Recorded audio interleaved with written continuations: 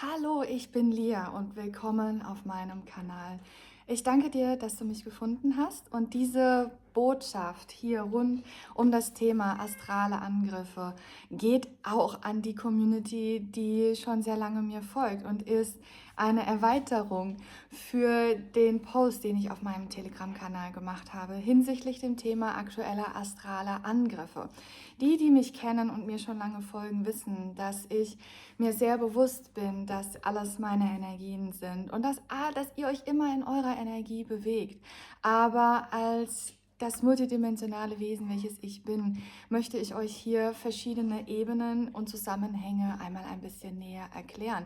Da die Wahrscheinlichkeit sehr groß ist, wenn ihr hier dieses Video seht, alleine aufgrund des Titels, sehr wahrscheinlich mit diesem Thema schon mal in Kontakt wart oder euch gerade im Moment inmitten eines astralen Angriffes vielleicht sogar befindet. Und eine Hauptursache ist natürlich, dass die Seele sich eine Herausforderung bildet dadurch und einfach sich erfahren möchte in diesem Spektrum oder sich vielleicht ablenken möchte vor großen transformativen Schritten und Veränderungen. Und ich lade euch ein, bevor ihr, wenn ihr noch nie mit mir in Kontakt wart oder meinen Content gehört habt, hierzu ein Video anzuschauen, das ich euch jetzt hier irgendwo verlinke, wo ich über die Zusammenhänge spreche von großen Transformationen und der Titel Bist du bereit? Wie bereit bist du wirklich für Veränderungen? Und wenn man in sich Angst trägt vor tiefer Transformation und Veränderung, dann erschafft man sich gerne hin und wieder Herausforderungen, Challenges, mit denen man sich ablenken kann. Und so war es zum Beispiel auch bei mir der Fall in den letzten Monaten, kann man schon fast sagen. Es ist nicht nur ein paar Wochen her, sondern Monate. Und ich habe hier mir als die Seele, die ich bin, in einer anderen Zeitlinie einen massiven astralen Angriff erschaffen. Und dieser Angriff hat durch verschiedene Realitäten und durch verschiedene Zeitlinien gearbeitet und nicht nur das, sondern in verschiedene Inkarnationen auch von mir außerhalb der Erde einen Effekt gehabt. Und das möchte ich euch etwas näher erklären, sodass ihr noch tiefer versteht, wie die Energien des Kosmos arbeiten. Und ganz kurz, für die ganz neu sind, ein ganz kurzes Catch-up, dass ihr versteht, wo ich jetzt hin mich bewege. Eine Seele inkarniert nicht nur hier in diesem Menschen. Die Seele hat eine menschliche Erfahrung, aber parallel dazu noch viele andere Erfahrungen. Und so erschafft eine Seele sich nicht nur parallele Inkarnationen auf einer Version der Erde, sondern auf verschiedenen Versionen der Erde, in verschiedenen Spektren, formt hier Aspekte, Versionen und gehalten von verschiedenen Ideen und Konzepten, um ein möglichst breit gefächertes Erfahrungsspektrum zu haben. Und nicht nur das, sondern während die Seele hier eine menschliche Erfahrung in verschiedenen Realitäten hat, hat auch die Seele verschiedene Inkarnationen natürlich in höheren Bewusstseinsebenen, zum Beispiel als extraterrestrisches Wesen von verschiedenen Sternensystemen und Clustern. Und oft ist es so, dass diese extraterrestrischen Inkarnationen natürlich auch ein Interesse durch Resonanz haben mit der Erde und mit den verschiedenen Versionen der Erde. Und so kommt es, dass eine Seele ihre verschiedenen Inkarnationen rund um einen Kernpunkt bringt. Heißt, dort, wo ganz viel passiert, wo ganz viel Energien bewegt werden, verschiedene Inkarnationen drumherum platziert. Und so ist das auch bei mir der Fall, dass ich mir bewusst bin, dass ich verschiedene Inkarnationen habe. Und das macht mich nicht einzigartig in dem Punkt, sondern was es einzigartig ist hier in meinem Punkt, dass ich mir meiner Multidimensionalität bewusst bin und ich Zugang habe zu vielen verschiedenen Inkarnationen auf dieser Erde in verschiedenen Timelines, mein Bewusstsein in verschiedene Versionen bringen kann, der verschiedenen Timelines. Und ich rede hier nicht nur von dem Verschieben von Perspektiven und ich ändere meine Perspektive und dadurch befinde ich mich in einer anderen Beobachtungslage meiner Realität, sondern wirklich Zeitlinien in andere Versionen, wo ich anders aussehe. Und aus diesen anderen Versionen heraus Videos aufzeichne und hier in den Kanal stelle, den multidimensional kodiere, sodass ihr es sehen könnt. Und so entdeckt ihr verschiedene optisch anders aussehende Versionen von mir in verschiedenen Videos auf diesem Kanal. Ein weiterer Punkt ist, dass ich mir bewusst bin, dass ich auch andere Inkarnationen in anderen Ebenen habe, in physischen, in semiphysischen und nicht physischen Ebenen und diesen Zugang auch habe. Das heißt, ich bin mir permanent bewusst, dass ich mich an einem ganz, ganz großen Verstand von mir selbst befinde, in vielen, vielen Inkarnationen von mir selbst befinde und durch das Verschieben von Fokus bewege ich mich in verschiedene Inkarnationen und kann diese steuern. So, und wenn eine Seele selber in sich eine zum Beispiel Mission oder Aufgabe hat und verschiedene Inkarnationen platziert, um diese Mission und Aufgabe zu meistern, dann kann es sein, dass wenn große Transformationen ankommen oder dass in dem Wunsch, diese Inkarnation zu meistern und eine Transformation zu erschaffen, unzähligen Seelen zu helfen, auf diesen und anderen Wegen, eine Art Energie von Kampf und Widerstand entsteht. Und diese Energie von Kampf und Widerstand ist individuell in den verschiedenen Versionen, in den verschiedenen Inkarnationsplatzierungen vertreten, mehr oder weniger.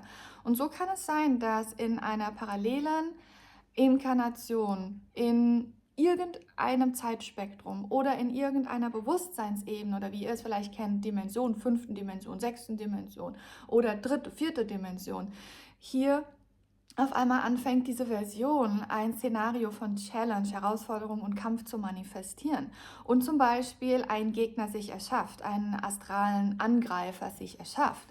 Und wenn die Seele selbst an einem großen Transformationspunkt ist, wo es keinen Weg mehr zurück gibt, außer sich zu entwickeln und auszudehnen über sich selbst hinaus. Also nicht nur, dass die Inkarnation sich entwickelt, sondern dass die gesamte Seele sich entwickelt und auf ein völlig neues Spektrum geht, wie es bei mir der Fall ist. Dann kann es sein, dass der innere Kampf, der noch vorhanden ist in verschiedenen Versionen und Inkarnationen, auf einmal einen Astralangriff beginnt zu manifestieren.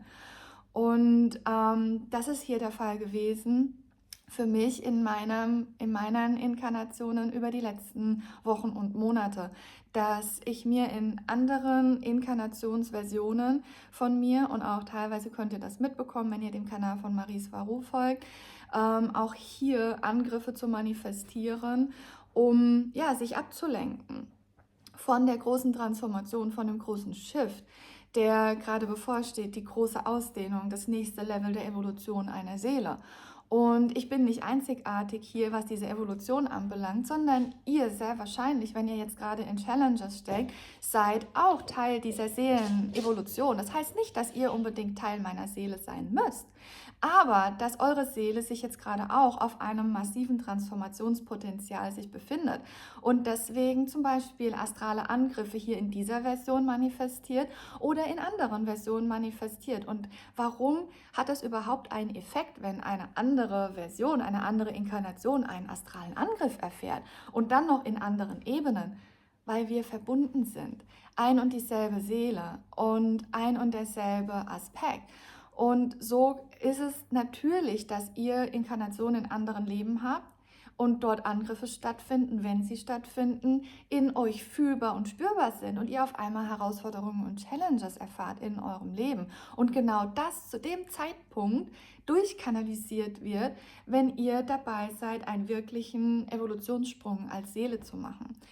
Nicht jeder astrale Angriff oder jede Herausforderung ist auch ein astraler Angriff.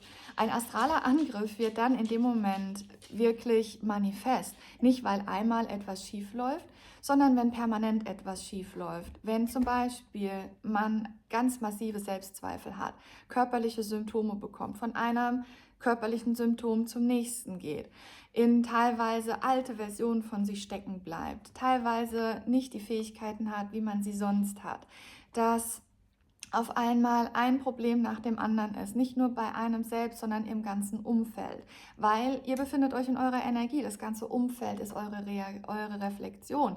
Das heißt, die Energien gehen auch in das Umfeld hinein und manifestieren sich als Herausforderungen und so können Streitereien oder wirklich gravierende Probleme, wo ihr euren ganzen Fokus, eure ganze Aufmerksamkeit hineinbringen müsst, ein Hinweis sein auf einen astralen Angriff, wenn eins zum anderen führt und wie so eine Kette von Unglück oder körperlichen Problemen oder psychischen Problemen einhergeht. Aber nicht jedes psychische Problem hat einen Angriff zur Ursache. Und hier möchte ich ganz, ganz doll an eure Weisheit appellieren. Es gibt keine Opfer in eurer Energie, ihr manifestiert den Angriff. Und um einen Angriff zu lösen, müsst ihr euch bewusst sein, dass ihr ihn wählt. Und wenn ihr euch bewusst seid, dass ihr ihn wählt, ist das allererste, was ihr tun müsst, euch zu entscheiden, dass dieser Angriff hier endet. Dass hier nicht mehr länger ihr das erlaubt, dass ihr euch selbst stört. Das heißt, eine souveräne Entscheidung zu treffen, dass ihr nicht weiter diesen astralen Angriff durchleben, bespielen und erleben möchtet. Und dann erlauben, dass Hilfe zu euch kommt aus anderen Inkarnationen. Und das war hier der Fall, dass meine Seele, die diese Angriffe durchlebt hat über die letzten Wochen und Monate, den größten Anteil von mir zu sich gerufen hat in die Inkarnationen, die diese Angriffe haben, in die Versionen und Zeitlinien, die diese Angriffe erleben. Und ich habe meinen ganzen Fokus darauf gebracht, um mir selbst zu helfen. In dieser Lage seid ihr natürlich auch. Ihr könnt euch auch in dem Moment, wenn ihr fühlt, es sind Angriffe, die in eure Realität durchdringen, euch erstmal entscheiden, dieser Angriff endet hier. Ich möchte es nicht mehr, ich stimme nicht mehr zu. Ich möchte mir das selbst nicht mehr antun. Und aus der Energie von Selbstliebe heraus, dann beginnen den Energiemustern zu folgen. Das bedeutet, die Energien langsam beginnen rauszuarbeiten, die in eurem Feld sind. Manchmal macht es Sinn, die Energien zurück zu ihrem Ursprung zu schicken. Das kann aber zur Folge haben, gerade wenn es sich um psychische Angriffe handelt, dass der Ursprung es merkt, dass die Energien zurückgekommen sind und einen erneuten Angriff startet. Hier macht es Sinn, die Energien zu neutralisieren über verschiedene Möglichkeiten. Hier gibt es die Möglichkeit der Visualisierung zum Beispiel von verschiedenen Flammen, violette Flamme, weiße Flamme, goldene Flamme, grüne Flamme, oder tatsächlich sich zu fühlen, wie der Angriff in einer Form, in einer Farbe ist und dann beginnen, den Angriff auseinanderzunehmen oder zu diskreditieren. Zum Beispiel ein Monster, das wie ein Monster aussieht, zu einem Engel werden zu lassen und wirklich anzusprechen, zu konfrontieren und zu sagen, du bist nicht mehr länger willkommen hier, ich benötige deinen Dienst nicht mehr. Jeder Angriff dient euch, natürlich, und hilft euch, eure Verbindungspunkte zu finden. Und so macht es Sinn, wirklich in sich selbst abzutauchen und zu schauen, okay, und ganz ehrlich zu sich selbst zu sein, wo greife ich an? Wo bin ich invasiv?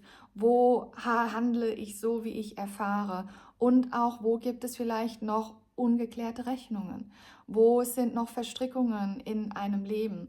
Und es kann sein, dass ihr dann einen Angreifer findet, aber dann nicht sofort in die Verurteilungsenergie gehen und ihn als Täter sehen, sondern zu sehen, Moment, hier in dieser Person ist auch eine Energiedynamik. Das heißt, diese Person kann so handeln, weil noch Verstrickungen von euch und euren Seelen in anderen Zeitlinien und in anderen Versionen sind. Und so könnt ihr euch vorstellen, dass ihr von euch und eurer Version in verschiedene Versionen geschickt werdet, wo verschiedene Versionen in Verbindungspunkte sind mit Personen, die zum Beispiel den Angriff machen. Und dann können diese Personen Verstrickungen haben wieder mit anderen Versionen von euch, in anderen Inkarnationen. Und so ist das ein riesiges Netzwerk. Und das Einzige, was hilft, ist hier in die Energien zu gehen und durch die Energienportale hindurch sich führen zu lassen. Das heißt, der Verstand selber muss im Herzen sein und darf nicht in Opferenergie sein oder in Kampfenergie oder in Widerstandsenergie, sondern versuchen, in den extremsten Situationen, soweit es geht, den Verstand im Herzen zu haben und über das Herz, über die neutrale Energie versuchen, den Energien zu folgen. Wo geht es denn hin? Nicht unbedingt zurückzuschicken, sondern zu folgen, wo kommt denn die Energien her? Und um Hilfe bitten, dass Hinweise in euch gesetzt werden, dass ihr erkennt, woher die Angriffe kommen. Und jetzt komme ich zum nächsten Punkt. Alle Dunkelheit es gibt eine Regel, eine kosmische Regel. Die Dunkelheit muss mit offenen Karten spielen, nicht weil die göttliche Energie das so verlangt, sondern weil die Dunkelheit, das Böse, in sich selbst kollabieren würde, würde sie nicht mit Fragmenten des Lichtes spielen. Das bedeutet, bei astralen Angriffen sind immer Hinweise da, und zwar genug. Man muss nur aufmerksam diesen Hinweisen folgen. Zum Beispiel denkt man auf einmal an eine Person öfter, an die man sonst nie dachte.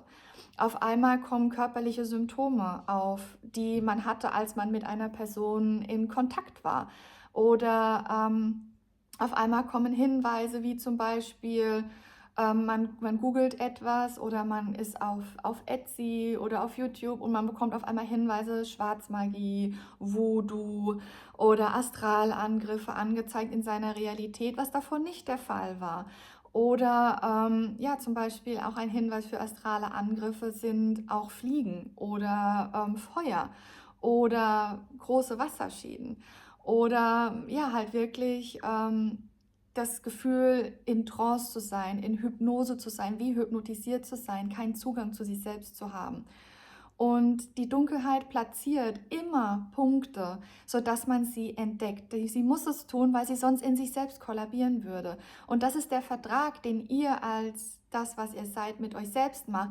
Ihr seid die Dunkelheit, ihr seid das Licht. Und während ihr euch als Licht erfahrt und die Dunkelheit abspaltet und als Dunkelheit zu euch als Licht kommt, um zu wissen und zu erfahren in der Dualität, ist der Aspekt der Dunkelheit immer noch mit Licht besprenkelt. Und so ist euer Aspekt im Licht immer mit Dunkelheit besprenkelt, sonst könnte keine Kompatibilität entstehen in der Dualität, das eine und das andere zu erfahren. Das heißt, die Dunkelheit spielt mit Lichtfragmenten und das Licht spielt mit Dunkelheitsfragmenten.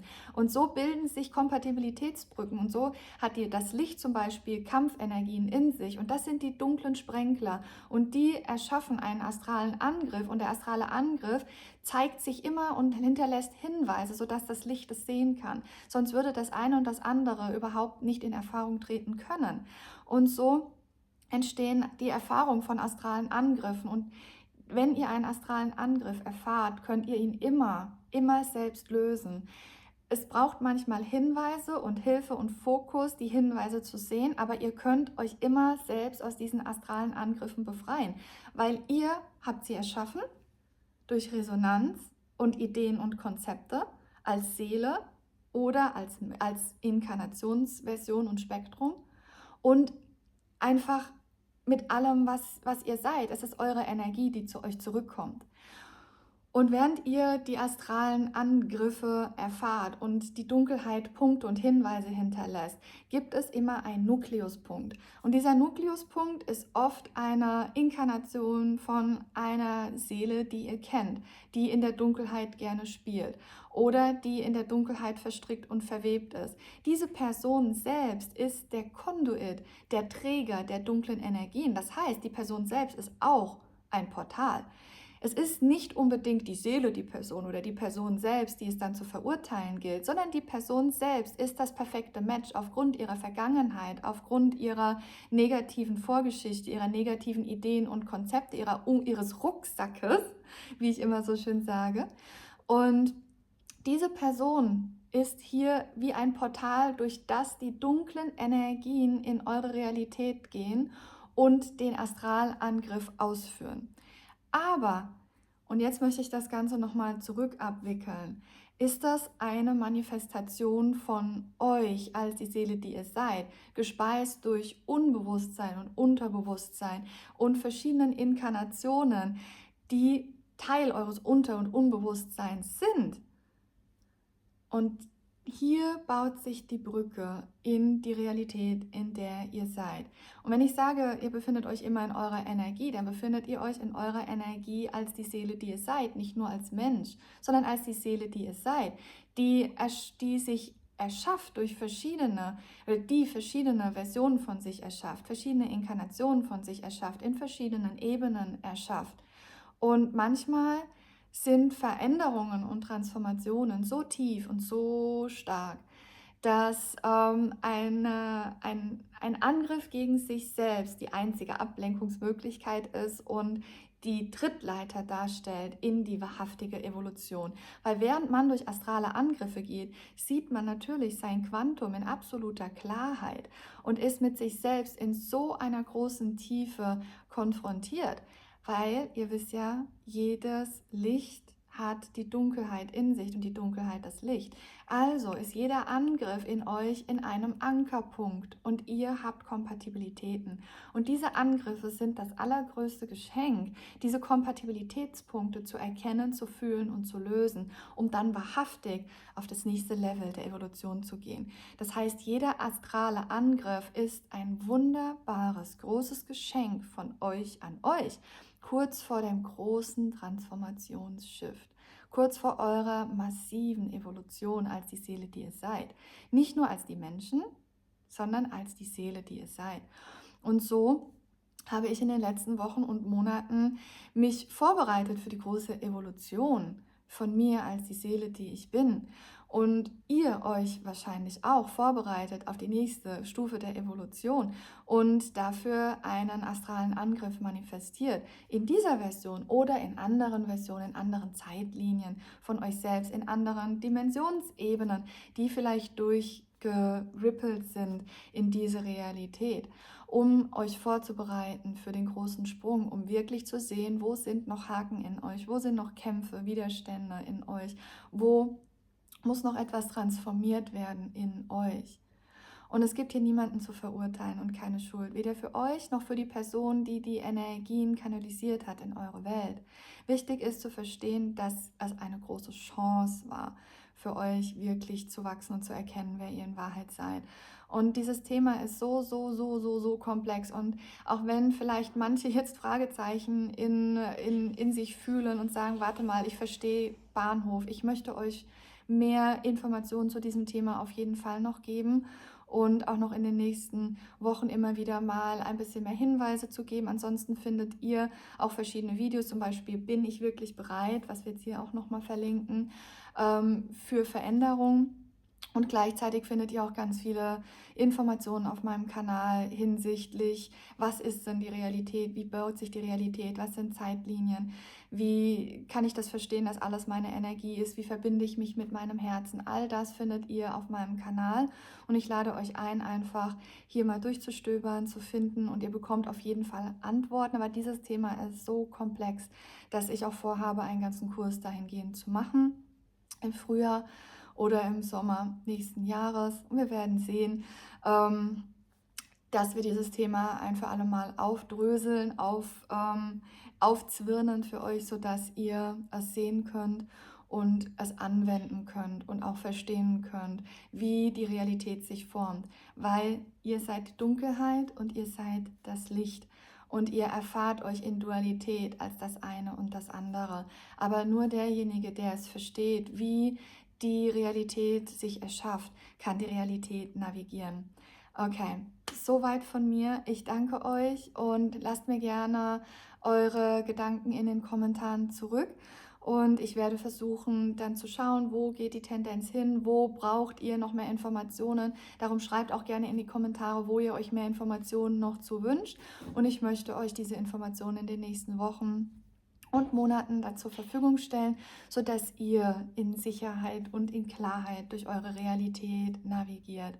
Von daher danke ich euch von meinem Herzen zu eurem und ich danke euch für eure Verständnisse und für eure Liebe in den letzten Monaten, als ich nicht so präsent sein konnte, da ich selber gerade in heftigen Angriffen gesteckt habe, die jetzt aber Gott sei Dank gelöst und geklärt sind und die Bindungspunkte erkannt und gesehen wurden. Und so hoffe ich, dass ich für euch auch eine Inspiration sein kann, dass ihr ehrlich zu euch selbst seid, dass ihr euch konfrontiert mit euch selbst und eurer inneren Welt und verschiedenen Inkarnationen. Und ich bin, was ich bin, bedeutet, ich bin alles. Das Licht, die Dunkelheit, die Endlichkeit, die Unendlichkeit, der Schatten und das Licht, das Gute und das Böse. Und das gilt, was für mich gilt, für jeden einzelnen von euch als die Wesen, die ihr seid, die Seelenwesen, die ihr seid. Und irgendwann mal wünsche ich mir, dass ihr den Zugang bekommt zu euch selbst und zu all dem, was ihr seid, so wie ich es habe. Und dass ihr mich seht, ist ein Hinweis, dass ihr auf dem Weg dahin seid. Also von meinem Herzen zu eurem. Ich liebe euch und bis ganz bald. Eure Lia.